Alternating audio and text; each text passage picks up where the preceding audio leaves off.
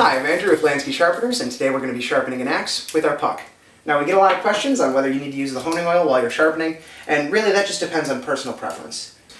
Today we're going to use it dry and just move on to using the oil to clean up when we're done.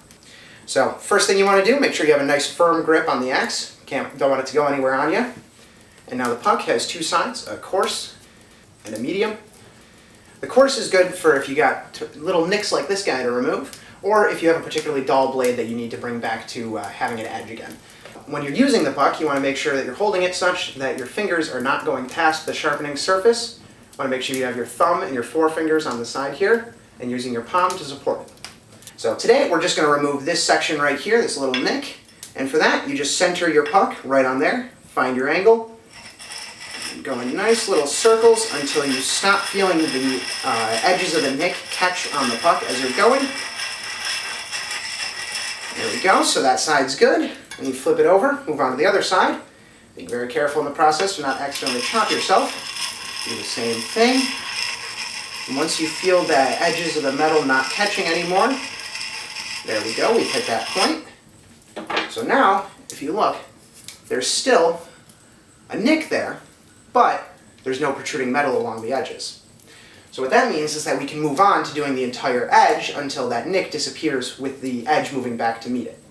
So I'm going to do a couple quick passes with the coarse. You start at one end, start doing concentric circles, overlapping, cover the entire tool.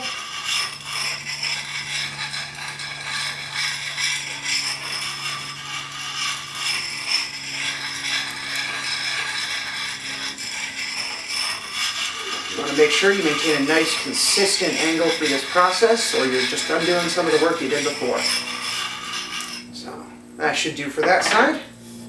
As you can see, the nick is almost gone, but it's still there, so we flip it over to the other side, do an equal amount of work there.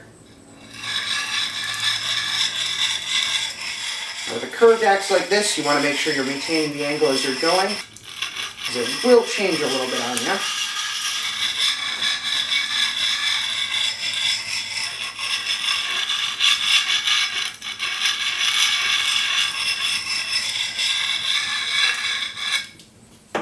And now, the nick is just a teensy little bit left in it.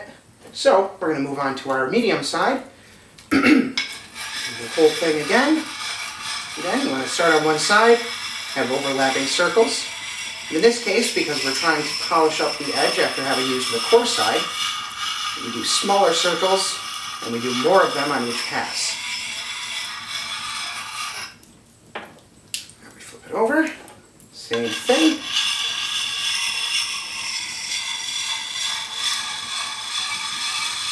Want to do a nice, slow pass. Get all of it nice and smooth.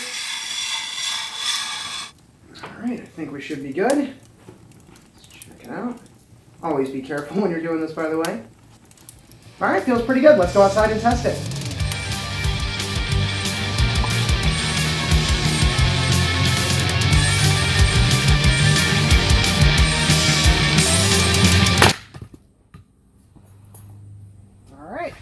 Looks like we did pretty good.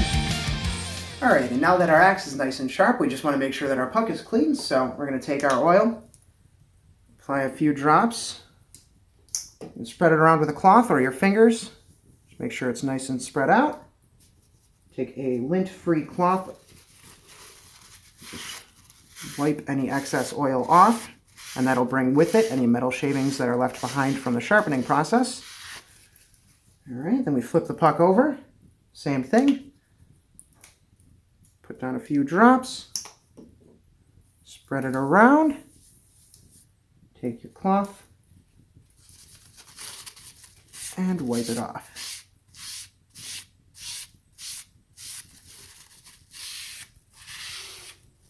Alright, and now this is ready to be stored so we can use it again and have it be in good working order next time.